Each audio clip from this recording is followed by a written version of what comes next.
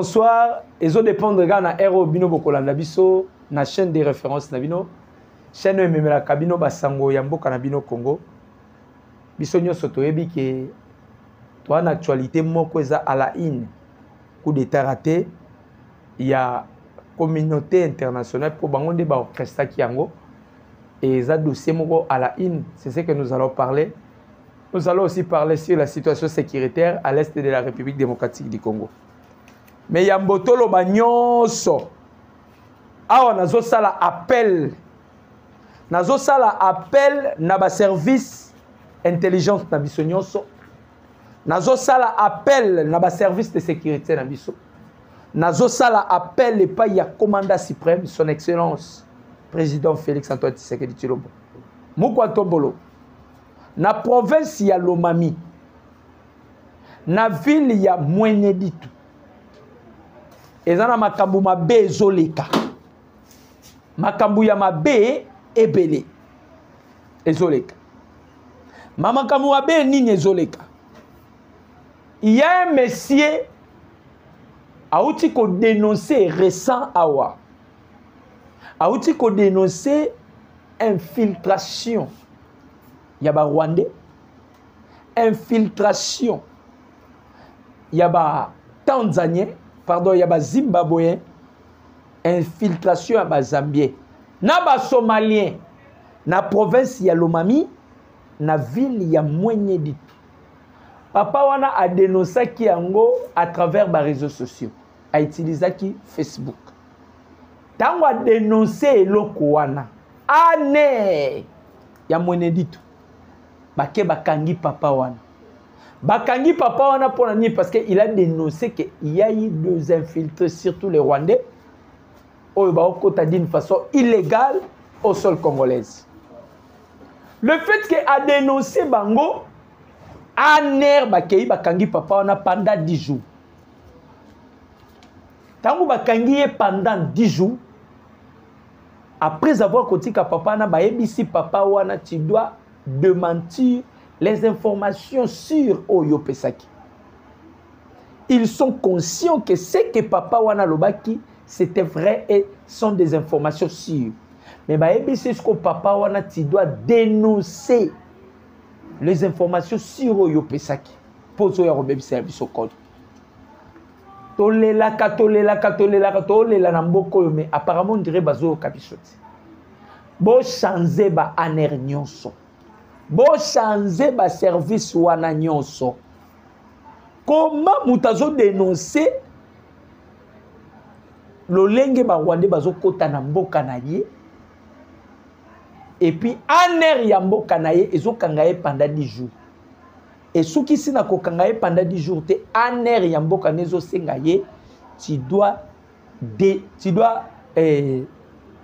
démentir les informations sûres et fiables au Yopesaki. Il faut démentir yango. En tout cas, ba service de renseignement na biso dossier oyo ezapna dossier a kozwa na maboko mi balete mais a kofongwela ngo misu parce que ça dossier et pesi biso passe. Papa nazolela alobi na mboka na biso tolobaki yango bien awa que ceux qui bomoni un certain étranger azokota na mboka na biso d'une façon illégale, vous devez seulement ko dénoncer bosala boyemi biso awa tozo dénoncer, ça devient maintenant un problème pour nous. Bakanginga pendant 10 jours, na futi ba mande belé, ba senginga lisusu na démentir, information za ya solo mais ba senganga na démentir. C'est un peu ça ce que nous vivons dans notre pays. Maintenant, nous entrons dans le vif du sujet. Là, on doit parler sur l'actualité. Actualité, tout ça, la goya yambo, et ça dossier à la une, il y a coup d'état, il y a coup d'état. Il y a Mokonzi Mboka, Félix Antoine Tshisekedi Tshilombo. Bandeko yambona loba, moi ya me oyo, et ça moi oyo, et l'équipe m'a comme ma bébé. Laissez tes mains. Information sur une tentative d'assassinat contre le prince héritier d'Arabie Saoudite. Kakame Otokoti, le 7 mais ezalaki information sur une tentative d'assassinat contre les princes héritiers de l'Arabie Saoudite. Du 13 au 14 mai 2024, avertissement concernant un coup d'état militaire en Turquie. Kakame Oyo. Le 15 mai, tentative d'assassinat contre le premier ministre slovaque. Kakame Oyo. Tentative. Tokena le 16 mai, arrestation d'un citoyen qui avait menacé le président de la Serbie. Visic. Baretaki. Le 19 mai, tentative d'un coup d'État en République démocratique du Congo avec la participation des citoyens américains. Chers internautes, Congolais de père et de mère, vous savez, je vais vous dire et je vais vous révéler quelque chose de très important aujourd'hui. Le plus grand ennemi des États-Unis d'Amérique, Batbakanisaka Chine ndazalaka ennemi ya Américain, Batbakanisaka Russie ndazalaka ennemi ya Américain, Batbakanisaka Iran nde ennemi ya Américain. Or, le plus grand ennemi ya Américain, c'est la paix. Les États-Unis d'Amérique balingaka paix na mokili. Pourquoi? Ce qui paix est régné na mokili, les soi-disant superpuissances, qui superpuissance n'a pas coexister les sociétés. Voilà pourquoi ils sont là pour étouffer la paix. Et le cognon sonae ko énuméré, il y a nadatio yame oy, commandité par les États-Unis d'Amérique. Vous savez, Ibrahim Aoutuko Koufa, Raïsi, Aoutuko Koufa, président Iran, Oboyo qui crache ça un hélicoptère. Mais nous avons des images au bâtiment de Bisso, bêta qui roquette un hélicoptère, commandité par les Américains. Les États-Unis ne veulent pas la paix dans le monde. Les États-Unis ne veulent pas que la paix règne dans le monde. Voilà pourquoi, du début, je vous avais dit que le plus grand ennemi des États-Unis d'Amérique, c'est la paix. Les Américains balingaka kimiate na mokili. Les Américains balingi mokili ezala en débandade.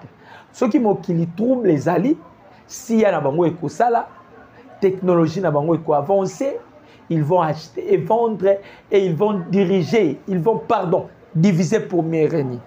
Maintenant, il faut comprendre qu'il y a un président qui se bat pour que la paix soit instaurée dans des régions du Grand Lac ainsi qu'en Afrique, pourquoi pas ailleurs. Donc, les Américains sont les premiers à combattre les chefs de l'État. Félix Antoine Tshisekedi Tshilombo. Bandeko, Christian Malanga, azali membre de la religion occulte au babengaka franc-maçon. Azam membre de la religion occulte wana babengaka franc-maçon. Franc-maçon est sa branche. Mais nous sommes enfermés parce que c'est sa religion occulte. Mais il y a beaucoup plus na Prima Curia. Prima Curia est sa loge au Yéhouti na Vatican. Alors, ces garçons, Aza franc-maçon, mais Prima Curia. Et vous allez comprendre une chose, le président Félix, parmi Bitumboyo, et Zoye Laye, parmi, ou les termes qu'on utilise souvent, hormis Bitumbaya Est, hormis Bitumbo Azanango avec les impérialistes, Bitumba Makaso Tshisekedi Azanango parce que Tshisekedi a refusé qu'on s'adhérer à la franc-maçon. A refusé qu'on s'adhérer à la religion occulte. Pourquoi? Si vous adhérez dans des religions occultes, provenance nango et pas Yabamindele, sache-le bien d'office, tu seras un président marionnette Yabamindele. Tu seras un marionnette Yabamindele. Prenons le cas de M. Sassou Nguesso, les représentants légaux de la formation en Afrique. Il est le marionnette Yabamindele. Pourquoi? Parce que Azana puce Yamindele.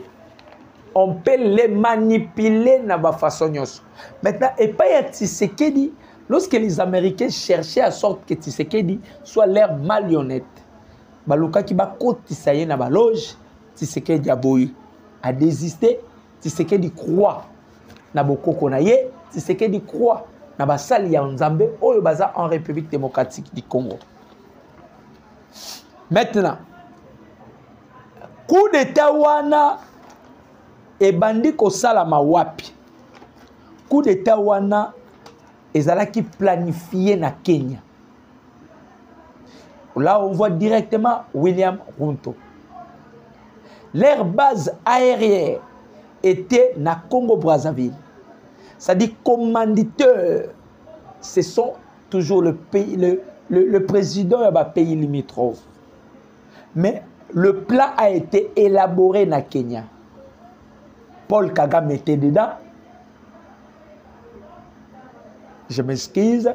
Paul Kagame est dedans. William Ruto, Denis Sassou Nguesso, Joseph Kabila, ainsi que de prêtres catholiques. C'est grave. De prêtres catholiques. L'objectif est Zanini. Le Kola Tshisekedi a bloqué la communauté internationale et que la communauté internationale, il n'arrive pas à s'en sortir. Ils veulent à tout prix que l'Ongola Tshisekedi na bokonzi. Ils ont maintenant utilisé l'un des membres, il y a Prima Kuria, mais tellement Zalaki brave homme, et il savait bien qu'avec Yé, il peut faire quelque chose. Ils avaient des radars, ils avaient des drones, ils avaient tout à leur possession. Et le coup qu'ils préparaient, les Zalaki baya bakanga mokonza mboka, ba humilier devant tout le monde, ba boaka ba image de réseaux sociaux. Mais lorsqu'ils ont fait maintenant ces coups, bah ebisaki malanga kende, il y a le renfort qui proviendra du Congo-Brazzaville. Il y a des renforts au Ekoyanzela Maluku. Il y a des renforts au Ekoya par-ci par-là, mais il faut kende. Nebo moni ye aye poas mekakotante coup d'état. Ce monsieur, un jour il présidait une réunion. Les réunions qu'il présidait, il y a eu délégation, il y a Vatican, il y a eu délégation, il y a France, il y a eu délégation, il y a Royaume-Uni, il y a eu délégation des États-Unis d'Amérique. D'abord, c'est un pion que les Américains utilisaient depuis longtemps. Les Américains ont bongi sakamona mobali wana pour remplacer Joseph Kabila. Mais eloko ane salamakate pour nanini. Parce que c'était le temps du président Félix Antoine Tshisekedi Tshilombo. Maintenant, lorsqu'on l'a utilisé, il fallait qu'il y ait un kotaki, il s'attendait à ce que renfort et où dans Congo Brazzaville. Comme nous aussi on était déjà informés, to permettait qu'il bango bakota. Et on a lancé une bombe où est causé des dégâts dans Congo Brazzaville pour faire taire Sassou Nguesso parce qu'il était prêt à kotinda basoda ba ko soutenir mon ambalwana na coup azalaki nango pona coup d'état. Mais lorsqu'on a tiré maintenant l'obi, ils allaient qui le quoi maintenant qui bango stop par rapport à ma ponceau bazala kinango, par rapport à tout ce qu'ils devaient faire, ils allaient quoi tout passer bango stop. Maintenant Malanga s'est retrouvé seul. Il ne pouvait rien faire. Là on a zone déplorer Zanini. En soi Malanga ne devait pas être tué. Et ce gars a été babomaye. Parce qu'il détient des secrets d'État. Dieu merci, Babomi, mais moi, Nazawana, parce que c'est l'enfant qui gérait ce qu'on appelle l'administration de son père. Moi, Nandazaï, que gérait l'administration et Papanaï. Et nous savons bien que nos services d'intelligence, ça quelque chose pour que les informations sûres, pour que tous à la connecter, pour que tu y aies qu'est-ce qui peut venir lobby. Alors, va bloquer. Vous allez se souvenir na Abbé Cholé, Donassier. Un jour, Donassier faisait son point de presse. Il dit que na Congo, tout le monde a courageux à tellement à renverser le régime en place. Cela prouve que même les Bassango, ils étaient au courant de ces coups d'État ratés. Et ça blague. Si les Américains planifient un coup d'État, ils rattaquent. Mais ce qui nous dépasse, c'est ça que le coup d'État planifié par les États-Unis d'Amérique et atteindre l'objectif.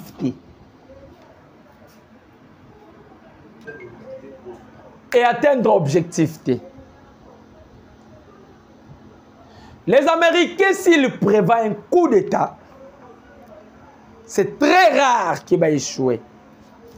Awa, ils ont combat à cage.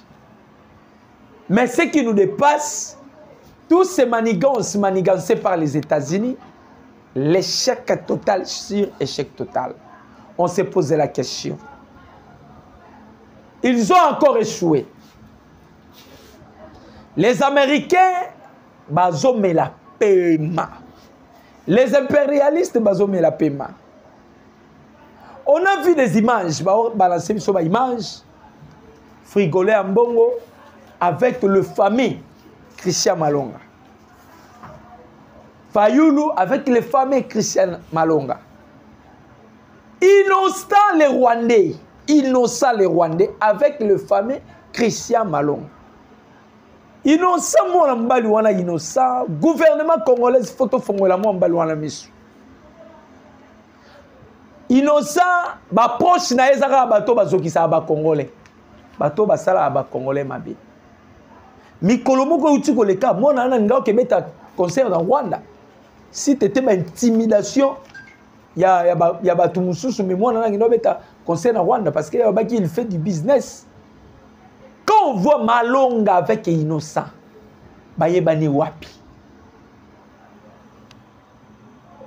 Frigolé Ambongo et kokamu isabiso te.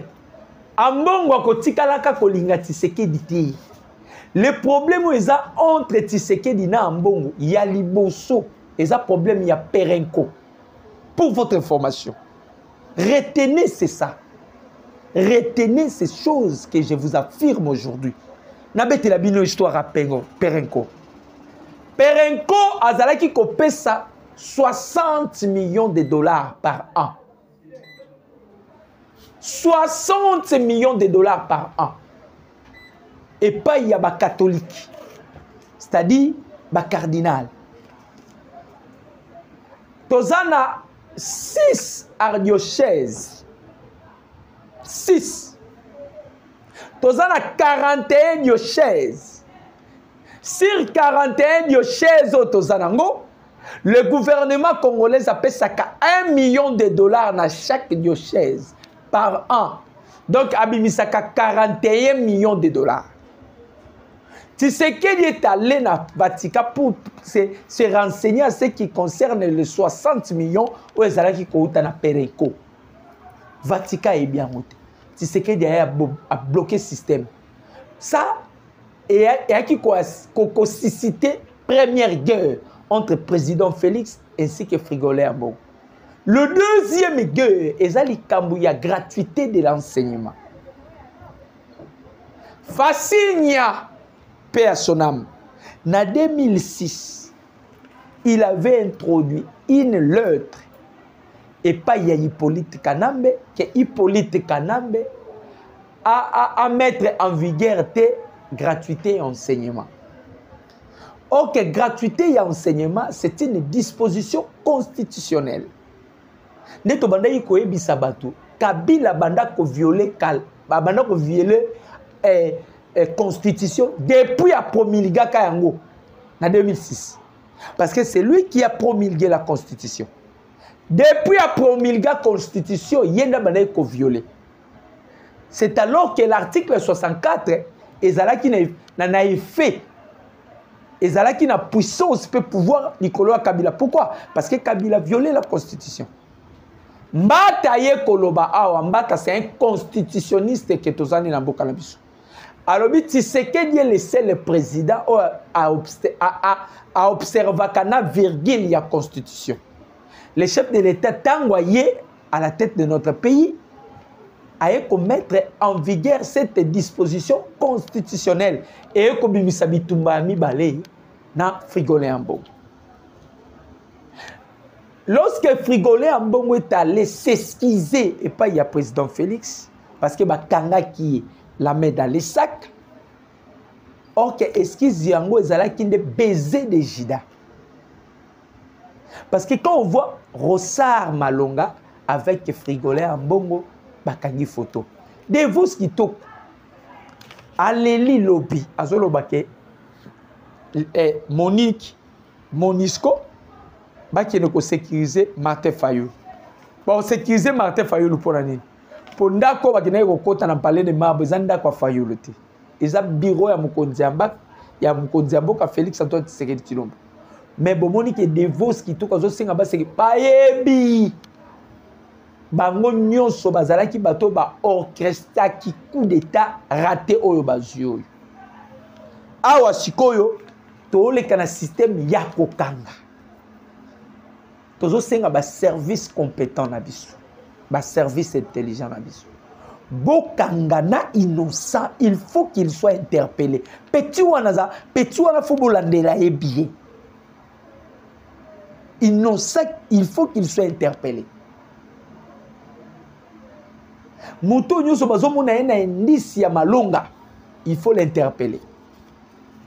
Drapeau à Congo zaki drapeau moko boye, batutu bando sarana mongo. Mais ana minute so ba monyo na drapeau à Congo ndeko. Do ba soda vo mema mono na bangi, ba osalo le côté. Ba soda vo mema mona yo na bangi. Ba soda vo mema mona yo na Shimboki, atana wis. So ba kutani no na drapeau à Congo ya Zaïre, OK. Bino bolata ba polo Zaïre, Tumba. Cher internaute ozolandanga. Oyo kako lata ba polo Zaïre, mi tumbela. Donc drapeau ana tenu au monango souté. Et ils ont salué sur un mauvais souvenir à les 19. Coup d'état raté. Donc moi à maçonné na tangeli bino le 7 mars. Coup d'état linga ko salama. Le 13 et 14 coup d'état linga salama. Le 16 coup d'état. Les 19 aussi coup d'état. Chers internautes, parlons maintenant sur la situation sécuritaire à l'est de notre pays. En tout cas, je vous apporte une bonne nouvelle. Bonne nouvelle en Wezanini. Le retrait de M23 en sigle. Je vous ai toujours dit, M23 a comme définition le mouvement du 23 mars 2009. Le mouvement du 23 mars 2009. Le père fondateur, il y a M23, c'est lui qui crève là-bas dans Ndolo, Mwanga Chouch. C'est lui qui a fondé M23. Bertrand Bisimwa, étiquette ya Pamba. Mwanga Chouch nde yaboti M23. M23 à l'est du pays, Bakomi ko se retirer. Pourquoi? Carence ya munitions. Tobisaki Kagame et loko eleki ko tike zate. Nenga tozo informé yo lelo yo. Après la libération de Kaniro, Kinigi, Rukov, Katale, Kisumu et Mena, nos éléments wazalendo foulent le pied à Biambwe, à 4 km de Rubaya, encerclé déjà Rubaya. Bake siko na porte d'entrée, siko banyangala kata bakotaka. Ba frappé te, bake ko baluka na porte d'entrée, c'est-à-dire na bato nyonso bazala kata Rubaya. Ripe komeli bango. Retour interdit. Bato nyonso ka bana kati ya Rubaya. Retour interdit. To frappé banyangana kata to beti babandi ko se retirer pango moko.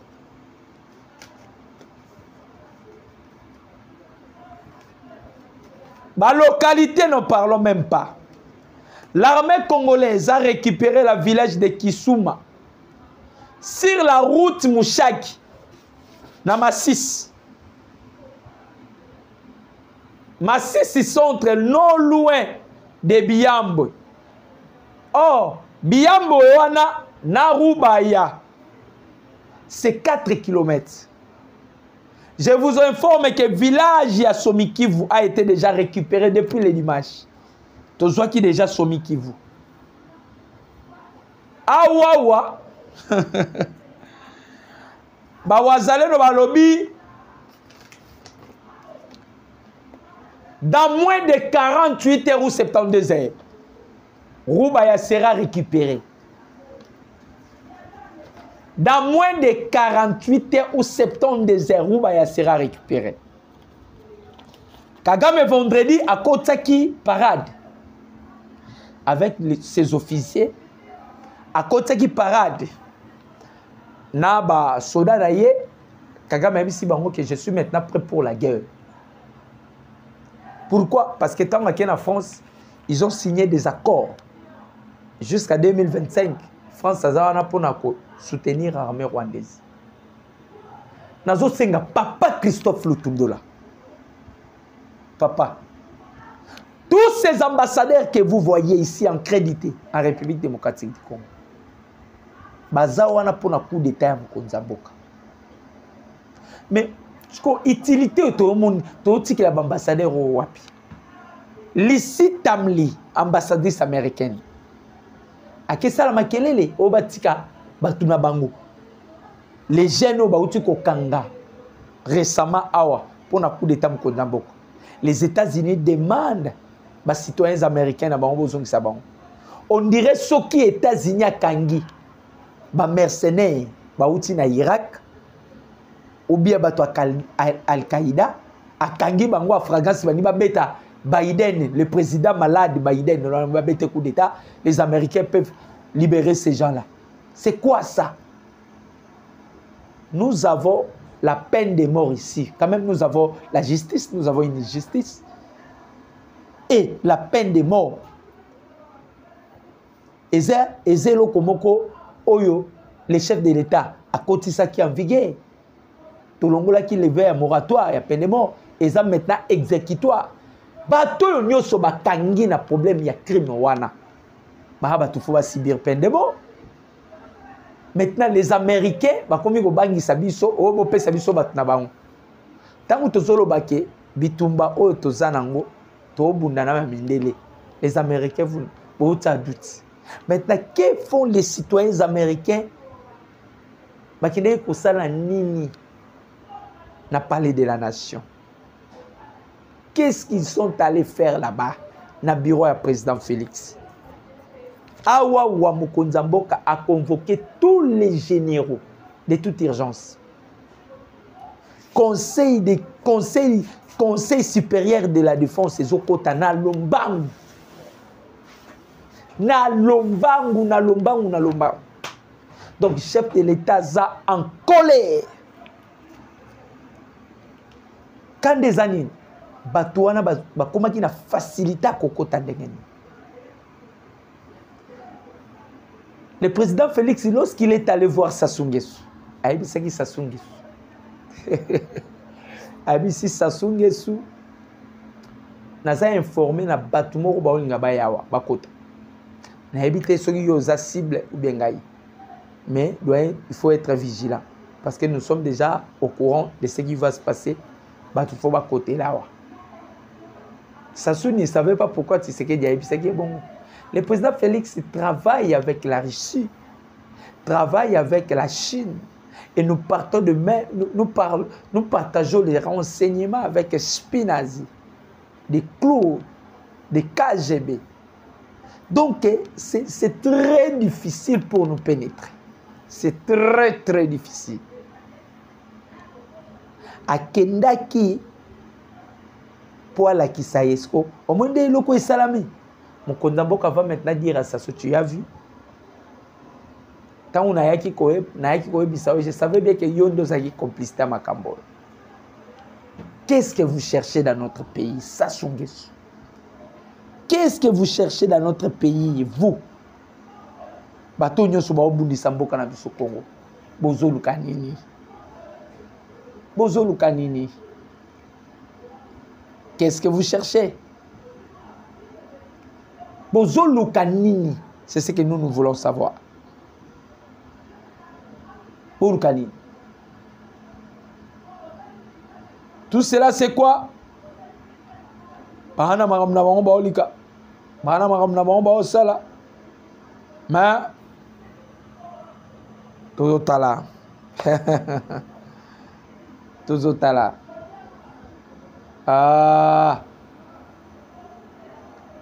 Donc l'Est nabiso makaboza malamu et Tozo yebisa bandeko. Quand on doit récupérer Rubaya, on doit encore renforcer pour notre kota magamusus. On doit renforcer et toebike. Avec Dieu, nous ferons des exploits. C'est le Dieu qui va écraser nos ennemis. C'est le Dieu qui va écraser nos ennemis. Awa tozoba balobi Biambwe, Kinigi et Kisuma récupérer donc Rubaya encerclé en 100%. Et le feu maintenant à l'entrée de Rubaya, 15h18. Balobi déjà il est 15h18, mais moi te peli déjà na Rubaya. Comme les Wazalé no baïbi sakibiso, sauf l'imprévu. Dans 48 heures ou 72 heures, Rubaya sera récupéré. Alors, internaute Nabiso, c'était vraiment avec plaisir de partager avec vous ce petite minute ce qui concerne la situation de votre pays. Le chef de l'État Félix-Antoine Tshisekedi Tshilombo se porte à merveille. Le gouvernement congolais se porte à merveille. L'Est de notre pays, il y a des avancées significatives. À côté des Ouazalendo, les FARDC, pourquoi pas des Aiglos. Donc, Mboka Nabiso Kimezali, Tolingaki Tozalaba victime, il y a un coup d'État. Mais les gens ont oublié que la personne qui détient la magistrature suprême dans notre pays, c'est le fils de la promesse, c'est l'incarnation d'Abraham. Et la divinité a quitté le ciel et Kovanda Katinaye. Mon numéro c'est plus 243 89 63 95 965. Mon numéro c'est plus 243 89 63 95 965. Je dis et je vous remercie. Ciao.